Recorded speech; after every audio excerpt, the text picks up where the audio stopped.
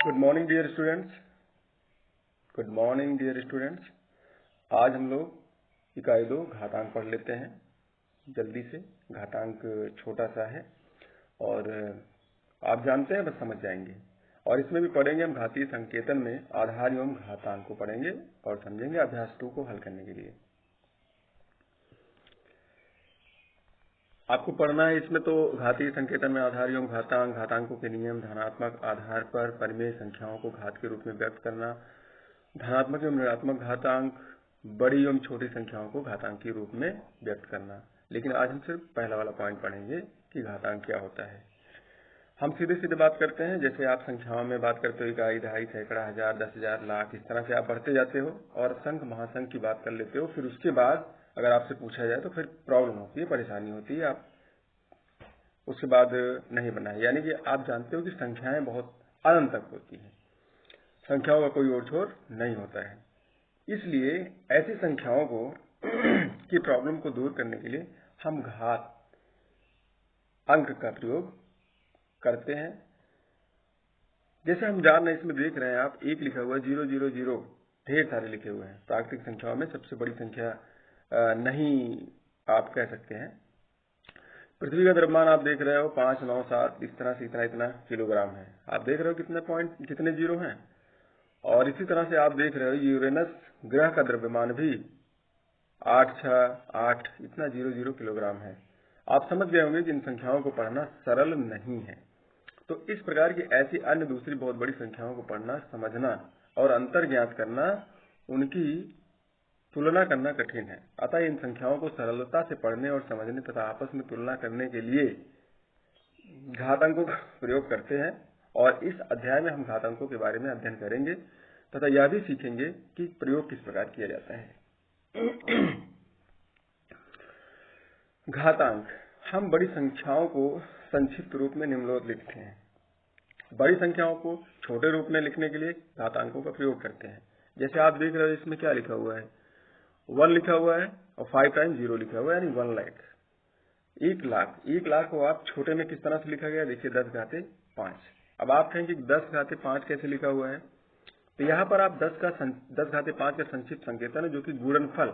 आप अगर 10 को 5 बार गुणा करेंगे तब जाके 1 लाख होगा। ठीक, तो इस तरह से 10 को आधार मान लेते हैं और कितनी बार आप गुणा करते हैं, 5 बार गुणा करते हैं, उसी को घातांक यानी कि उस 10 के ऊपर लगा देते हैं। ठीक, आप देख रहे हैं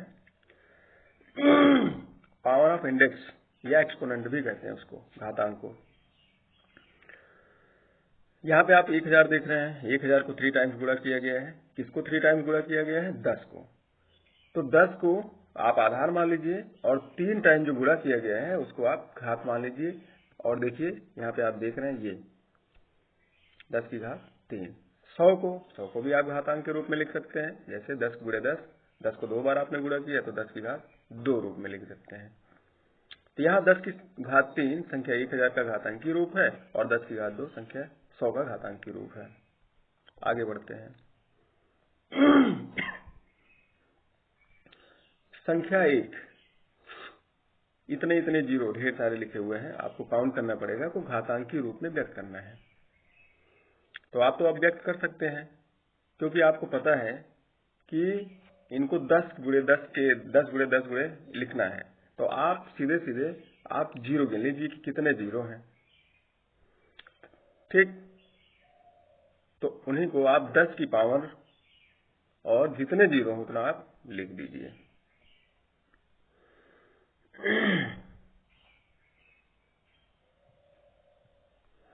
तो यहाँ पर आधार 10 और घातांक 21 है। समझ गए? थोड़ा जल्दी। घातीय संकेतन में आधार एवं घातांक। आप देख रहे हैं घातीय संकेतन। यहाँ ये क्या, इसको क्या पढ़ेंगे, इसको क्या पढ़ेंगे, 2 की घात 3 या 2 क्यूब भी पढ़ेंगे, या 2 की पावर 3, 2 की घात 3। जैसे यहाँ ये है 3 की घात 2, ये है 5 की घात 6। तो गुणा के रूप में आप 2 की घात अगर 3 है तो आप कैसे लिख सकते हो, 2 गुणे 2 गुणे 2 और मान क्या होगा, 8 होगा। आधार आप जानते हैं क्या होगा, 2 होगा, क्योंकि 2 को 3 टाइम गुणा किया है, वो घातांक क्या होगा, 3 होगा। इसी तरह से आप इनको भी देख रहे हैं, 3 की घात 2, 5 की घात 6। आगे बढ़ते हैं। 6 की घात 5 में आधार एवं घातांक बताइए। अब आप बता सकते हैं, 6 की घात 5 में आधार एवं घातांक बताइए। 125 को घातांक के रूप में लिखिए, आधार और घातांक बताइए। 343 को घातांक के रूप में लिखिए, आधार और घातांक भी बताइए।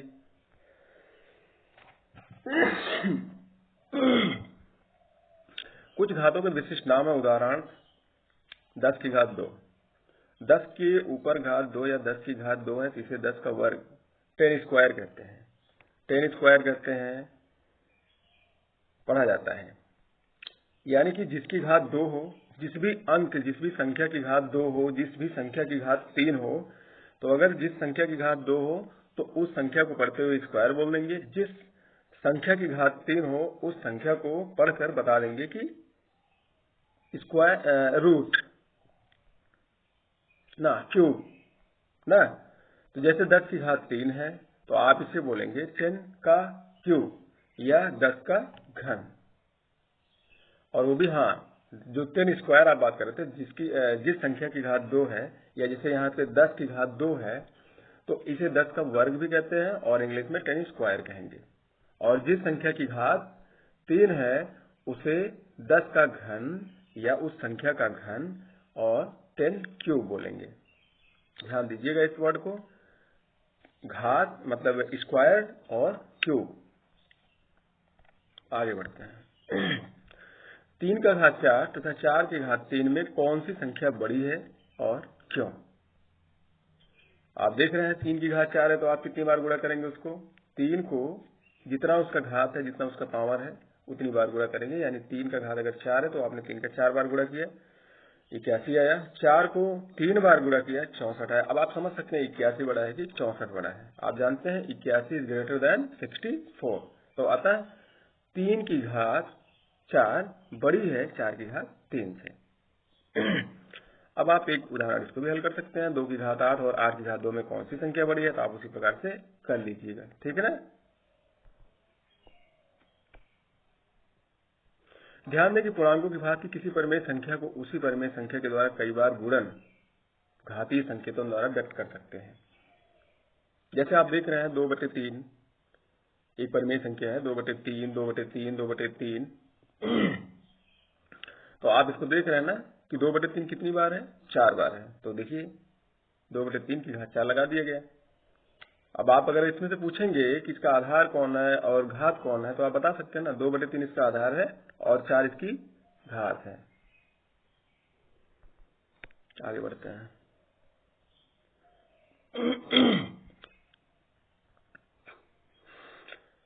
एक चीज और देख सकते हैं आप, यदि किसी ऋणात्मक संख्या या किसी ऋणात्मक परिमेय संख्या की घात सम है तो उसका संकेतन जो है वो धनात्मक आएगा। और यदि किसी संख्या की घात विषम है तो वो ऋणात्मक आएगा, अगर वो संख्या ऋणात्मक है तो। इसी प्रकार अन्य उदाहरण से आप देख सकते हैं ऋण चिन्ह युक्त संख्या की कोई भी, इधर आ भाई, कोई भी विषम घात का मान सदैव ऋणात्मक होता है, और जबकि ऋण चिन्ह युक्त संख्या की सम घात का मान धनात्मक होता है। आप इस लिस्ट में देख सकते हैं, ये जो आपकी सारणी बनी हुई है, आप देख रहे हैं कि -3 की घात 4 है, क्या आना चाहिए, -3। जब इसको एक्सपैंड करेंगे, जब इसको फैलाएंगे, गुणन के रूप में लिखेंगे, तो आप देखिए -3 गुणे -3 गुणे -3 गुणे -3 आ गया 81। घात इसकी 4 सम है और 81 देख रहे हैं, यहाँ माइनस ना आकर के धनात्मक आया हुआ है। तो कहने का जो ऊपर का मतलब है कि यदि किसी आधार की घात सम है और वो आधार ऋणात्मक संख्या है तो उसका जो मान है वो धनात्मक ही आएगा। अब देखिए -3 है, -5, ऋण 5 की घात 3 है, तो इसका क्या आएगा, आप देख लीजिए, ऋणात्मक आया है ना मान। -125 आया है। इसी तरह से -7 की पावर 4, -7 की घात 4, 5 की घात 6। निष्कर्ष आपने देखा हमें बहुत जल्दी जल्दी समझाया है, आप इसको अच्छे से समझ गए होंगे। आप फिर से वीडियो को पॉज करके पीछे करके देख सकते हैं घातांक। और हम अगर आपको नहीं समझ में आया होगा तो आप फिर से हमसे पूछिएगा, ठीक है। आपने इसमें पढ़ा है कि उपर्युक्त सारणी में घात के रूप में लिखी गई संख्याओं के मान और उन चिन्हों पर ध्यान देने पर हम देखते हैं कि कोई भी प्राकृतिक संख्या होने पर धन पूर्णांक की घात n बराबर धन पूर्णांक। अभी अभी आपने पढ़ा है। सम प्राकृतिक संख्या होने पर ऋण पूर्णांक की घात n तो धन पूर्णांक होगा अगर सम है। विषम प्राकृतिक संख्या होने पर ऋण पूर्णांक की घात n है तो ऋण पूर्णांक आएगा। सम प्राकृतिक संख्या होने पर -1 की घात अगर n है तो भी धनात्मक आएगा। विषम प्राकृतिक संख्या होने पर -1 की घात n है तो माइनस आएगा, ठीक ना। अब आप प्रयास कीजिए 5 की घात 3 और 3 की घात 5 में कौन सी संख्या बड़ी है। 6 गुणे 6 गुणे 6 गुणे 6 का आधार 6 पर घातीय संकेतन क्या है और -1 की घात 17 का मान बताइए। आगे बढ़ते हैं। आपको अभ्यास 2A करना है। आप बिल्कुल समझ गए होंगे। ध्यान से पढ़ करके अच्छे से रफ करके फिर फेयर काम करिएगा। जो ना समझ में आए पूछिएगा। हाँ, उसके बाद आपको कल पढ़ना है या नेक्स्ट टाइम पढ़ना है घातांकों का नियम, ठीक। अभी हमने सिर्फ क्या पढ़ा है, घात और घात के अंक। अब की बार पढ़ेंगे घातांकों का नियम, ठीक है। Thank you.